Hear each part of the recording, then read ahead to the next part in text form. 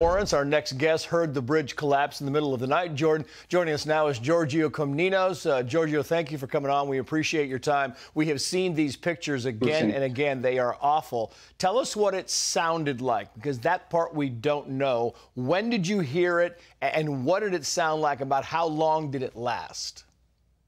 Yes, sir. Thank you so much for having me on. At around 1:30 in the morning, I heard a really loud rumble. My entire house was shaking, almost as though we were in the midst of an earthquake. And at first I thought it was perhaps a low-flying plane, perhaps a military aircraft. And I turned on my phone and I looked at all the social media posts, and I just couldn't believe it. I couldn't believe that the Key Bridge had collapsed. Now, from where you live, Giorgio, can you see the bridge? Are you close enough to see it? Did you go outside to see what was going on? What did you do at that point?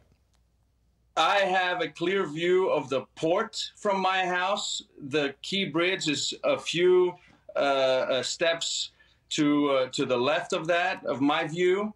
I did go down toward the port, and I saw that the bridge had been collapsed. It was a horrific scene, something out of a movie. And unfortunately, it wasn't special effects, it was reality.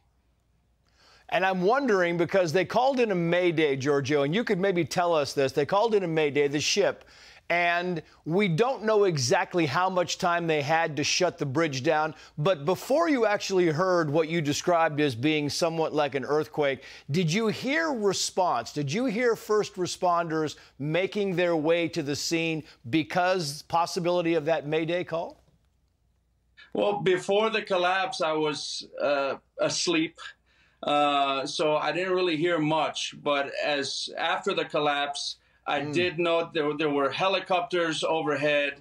There was a significant emergency response. There were sirens, a lot of traffic on the road. It was definitely a massive, massive response. And there's still a massive presence on the ground right now. And in the past 12 and a half hours or so, Giorgio, have you gotten a chance to walk closer to the harbor to get a closer look of what this catastrophe appears? What can you describe for us?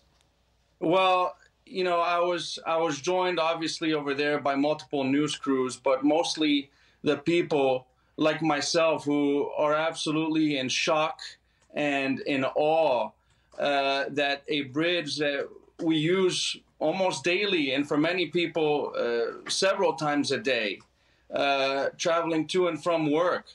This bridge is a significant commercial artery.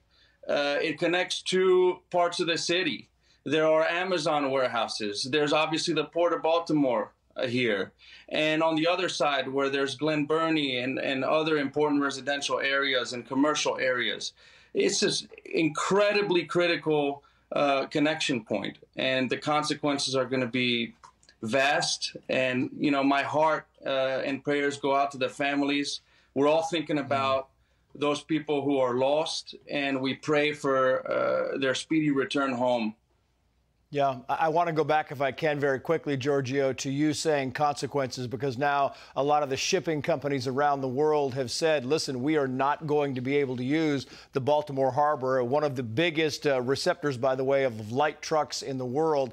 We're not going to be able to send our ships in the Baltimore harbor. Are the people there that you know locally concerned about the economic impact this is going to have in the days and weeks to come? We're very concerned. The community around the port was built essentially to service harbor workers and to service those who worked at the factories around here and the fulfillment centers. Amazon has fulfillment centers. Many other companies have factories and warehouses around here. So everyone's concerned about the economy. And the result of this bridge collapse. You know, the port is the heartbeat of the community here. There are 15,000 plus people who depend on the port for their living. And all the local businesses depend on it in some way. and we really hope that this gets resolved soon. Yeah, we are hoping right along with you. Georgio Comninos, thank you for joining us, sir. We appreciate it. Best of luck to you and your community in the recovery effort going on there. Thank you, sir. Thank you so much. I'm Steve Doocy. I'm Brian Kilmeade. And I'm Ainsley Earhart. And click here to subscribe to the Fox News YouTube page to catch our hottest interviews and most compelling analysis.